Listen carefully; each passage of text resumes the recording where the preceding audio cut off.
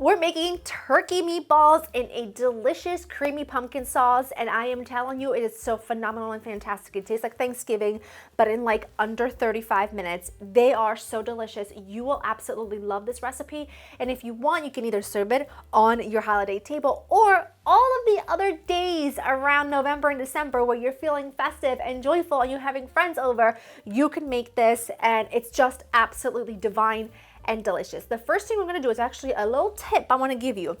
Around the holiday season, especially in the month of November and December, obviously, every grocery store is going to carry these. I'm not being sponsored by Pepperidge Farm. However, they can call me and they can sponsor me if they want.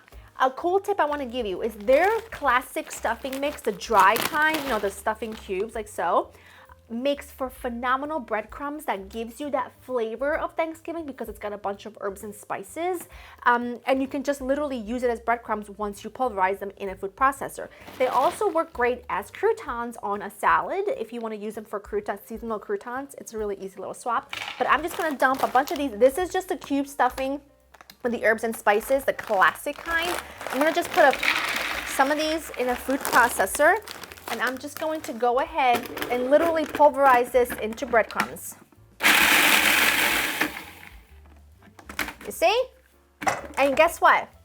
That smells so delicious. I typically will do the entire bag, put it in a container, pop it into my pantry, and then anytime around this time of year where I'm making turkey meatballs, chicken meatballs, maybe even a meatloaf, I like to add this instead of plain breadcrumbs, and it's so delicious. You can even try it when you're doing your chicken cutlets. I think everyone would move out if I did that because I cannot change my chicken cutlet recipe, but it is a really cool little trick. You're gonna need about a half a cup of breadcrumbs to your 1 pound of ground turkey. And when you're buying ground turkey or ground chicken, please make sure you're buying ground turkey, not ground turkey breast or ground chicken breast, because it is infinitely better because the ground turkey breast and chicken breast are so lean, it's so dry, it doesn't really matter what you do to it. Calm down. It's still impossible to get really tender and flavorful and juicy. So because the ground turkey or ground chicken has a mixture of dark and white meat, so it just keeps nice and tender. Chop up some parsley. You can also add things like thyme and sage.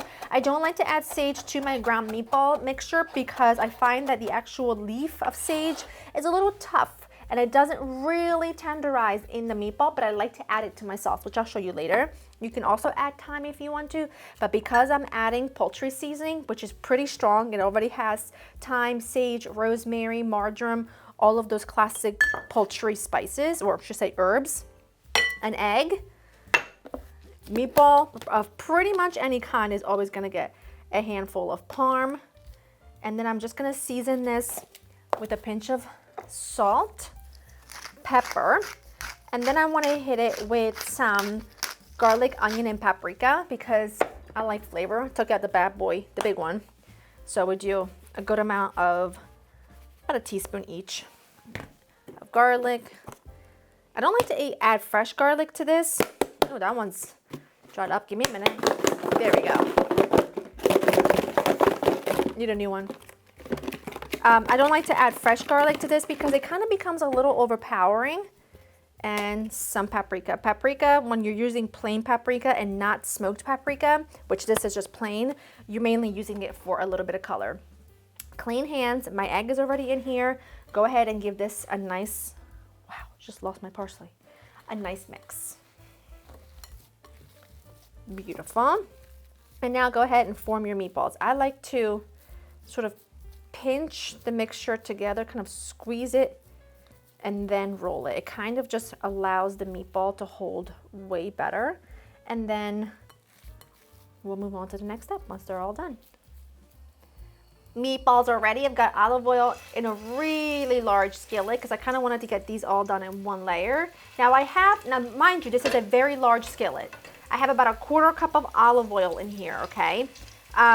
A, we love oil. B, I want my turkey meatballs to be really flavorful. You can run the risk of your poultry meatballs be dry, so I like to cook them in plenty of olive oil to ensure that you're giving them a little bit of fat to lay in, and I'm doing all of them at once. And I don't know if you noticed, but like I used 1 pound of ground turkey and it made a ton of meatballs. I made about 20 meatballs. So it's gonna feed a lot of people really, really happily. And it's all gonna fit in here. I'm gonna make them fit in here. You don't really wanna overcrowd your pan. They shouldn't be touching. You should just give them a little bit of space because you don't wanna steam them. You really wanna create a beautiful crust on them. But I think I'll be okay. And I'm just gonna cook them until they're colored and browned on both sides. You're not gonna be able to color them on all sides because it's, you know, a round shape. But I also have some shallots and garlic that I've chopped. And once those are ready, I'm gonna flip them, remove them. They'll still be raw on the inside, but then we'll move on to making the sauce. The meatballs came out. Shallots and garlic goes right in. I'm adding the garlic right with the shallots because shallots are really small and tender, so they're gonna cook really quickly. And I'm gonna add some sage leaves right to the frying oil. They kind of get crispy, they release their oils, they release their flavor, and it just kind of infuses into the oil, which then infuses into the sauce. And it's just so, you have to trust me. This dish is so delicious. My sister is someone who's extremely picky. She's not a real big fan of very many pumpkin things. She's just very, very picky in general. When I tell you, I made this a couple times already in the last week and a half, and she loved these meatballs so much. She asked me to make a batch so that she could do them she could take them to work for like meal prep. So we're gonna have some for dinner, and whatever's left over, she can take them for work. So I'm just gonna let this saute for a couple of minutes. You can kind of see the sage is getting kind of crispy. It's sizzling up. You can definitely really smell it, which is amazing. And you can get it nice and crispy and then take it out of the oil if you want to. I'm going to leave it in because I wanted to infuse in all the flavor. And I'm actually just going to go ahead and add everything else in now because I can see that my shallots and my garlic have been, this is my pumpkin that I had in this container. You need about a cup of pure pumpkin puree. I made my own pumpkin puree too because I bought a sugar pie pumpkin and that was sensational. Some chicken stock and heavy cream.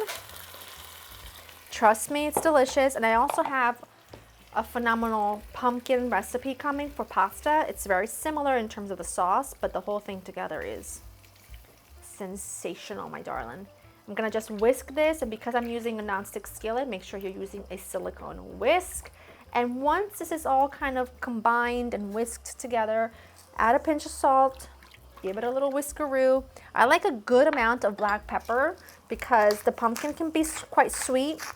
Now, a lot of people with pumpkin, they like to add a pinch of nutmeg when they're cooking savory things. I'm weary of that because a little too much nutmeg takes it into pumpkin pie spice territory, and I'm trying to avoid that. I want this to be savory. I don't want this to be sweet. I just want it to be rich with an undertone of sweetness from the pumpkin, because pumpkin is just, you know, a root vegetable, I guess, right? Yeah, a squash.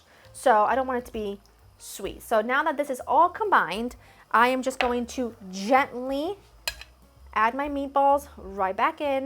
And once this comes up to a boil, I will just let them gently. Did you see what I just did? Oh yeah. I'm just gonna partially cover these. I'll just use that for now. Let that come up to a bubble, reduce it down, let it simmer about 20 minutes, and the meatballs will be tender, perfectly cooked through. The sauce will have thickened and be absolutely delicious, and then that will pretty much be it. So I'll let that go, and I'll show you what it looks like when it's done. Meatballs are done. Look at that glorious, gorgeous sauce. I'm gonna turn it off. That is just stunning. I'm gonna take one. Look at how thick that sauce is. When you go to serve it, mouth is watering just thinking about it. Serve it with egg noodles, serve it with mashed potatoes, serve it with a mash of any kind. Maybe you can do like a mix of mashed potatoes and something like parsnips. That would be really nice and very autumnal. They're gorgeous. They're soft and tender, but I'm telling you, that sauce is so heavenly delicious. It's making my mouth water before I even take a bite. Be hot though. It literally melts in your mouth. They are so delicious and so sensational. It would be great on your holiday table, but particularly any time of the week where you just want that cozy feeling of like a Thanksgiving dinner, but like in a really quick and easy version. These are must-haves. Go to laurainthekitchen.com for the written recipe. Hope you enjoy spending time with me, and I will see you in the next one. Bye-bye. Hot.